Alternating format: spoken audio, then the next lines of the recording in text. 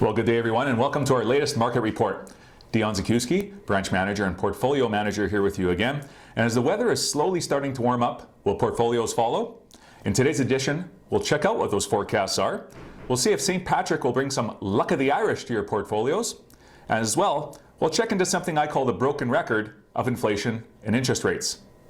To finish, we have tax season around the corner, and we'll bring in our associate Rachel, who will go through some tax planning checklists along with where to get your information from our group. Our first segment falls into the broken record category. Inflation and interest rates are still in the news and have mainly determined market direction here in 2023. Economic data has been better than expected lately, despite central banks cranking up interest rates at these high levels. However, what has been interesting is just this past week, our Bank of Canada has hit the pause button on interest rates, where their American colleagues came out and said they'll plan to hike a few more times. Is this working? Inflation seems to have peaked, but is coming down slower than planned. We'll check out an interesting chart here.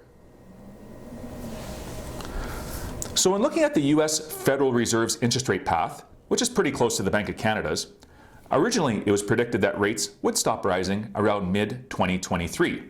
In other words, the green line.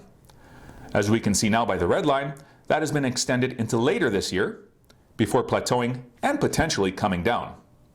But really, the only way a cut would happen would be in the case of a recession.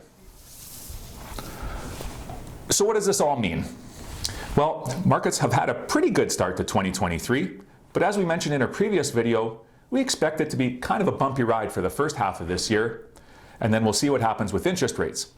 As those get more clear, then we'll have a plan to add more growth to the accounts. So with strategy in mind, will we get some luck of the Irish? My bad accent aside, it is that time of year where we all pretend to be Irish, use it as an excuse to maybe have a green beer, and chase that pot of gold. But you know, maybe we should be chasing a pot of cash, because gold has really barely moved in price in the last 3 years. With high inflation and those world geopolitical events, if it hasn't done much through that, we don't see much more value from gold from here. Better would be a pot of cash because there is starting to be some better opportunities out there. We have moved our models from pure defense mode to more of a neutral stance in recent months. However, as I mentioned, given that near-term uncertainty around interest rates, we do want to see some better clarity to see if the economy can swallow those big interest rate increases without another major downturn. So our plan will be to stay well balanced and include pension fund ideas that do provide that consistency, which include things like infrastructure, blue chip shareholdings, and real estate. Our parking stall of cash equivalents has gotten smaller lately, but we will maintain a relative overweight in this area and sit on that decent risk-free rate for now. So of course, if you have questions about your strategy, please give us a call anytime.